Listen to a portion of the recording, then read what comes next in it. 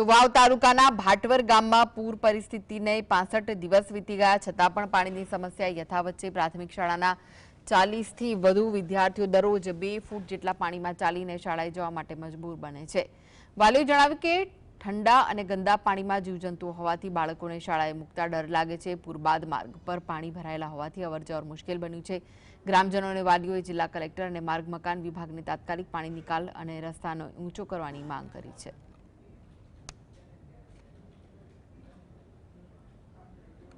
વિનંતી છે કે તાત્કાલિક ધોરણે પાણી નિકાલ કરે અને છોકરાઓનું ભવિષ્ય સુધરી જાય એના માટે ચિંતા કરે। અને અત્યારે અમારા ગામના 70% જે લોકો છે એમને રહેઠાણ આખે ખેતરમાં જવાનો મેન રસ્તો આ જ છે। અત્યારે અમે જે પાણીની અંદર ઊભા છે તો એમની બેન દીકરીઓને અત્યારે જવું આવવું હોય તો બહુ જ મુશ્કેલ પડે છે।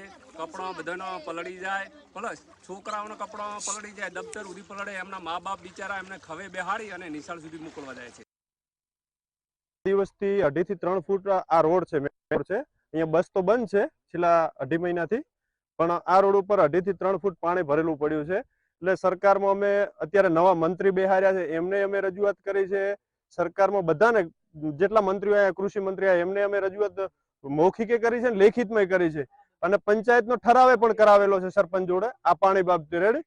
એટલે અહીંયા પાણી ભરેલું પડ્યું છે 65 દિવસથી। એટલે સરકાર તો કંઈ કરી શકે એવું લાગતું નથી મને તો, નકા 65 દિવસની અંદર તો ગમે તેવું પાણી હોય ને તો પણ નીકળી જાય એમ। એટલે આ સરકારથી કંઈ થાય એવું નથી ને આ સરકારમાં એક તો કોઈ માણસાઈ જેવું મને લાગતું નથી।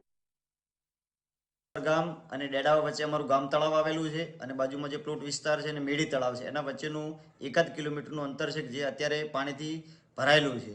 જે તે સમયે વરસાદ થયો ત્યારે તો ગળાડૂબ પાણી હતું, એ વખતે તો વાલીઓને પણ આવવું મુશ્કેલ પડતી હતી। પરંતુ અત્યારે જો વાલીઓ વિદ્યાર્થીઓને મૂકવા આવે તો પણ ભાટલી અથવા તો માળકા ઉપર થઈ ફરી અને 12 કિલોમીટરનું અંતર કાપીને મૂકવા આવવું પડે છે। અને જો ચાલતા આવે તો અડધો 1 કિલોમીટર તો કમ્પ્લીટ કમર સુધી પાણીમાં વાલીઓને પણ લઈ અને વિદ્યાર્થીઓને મૂકવા આવે છે।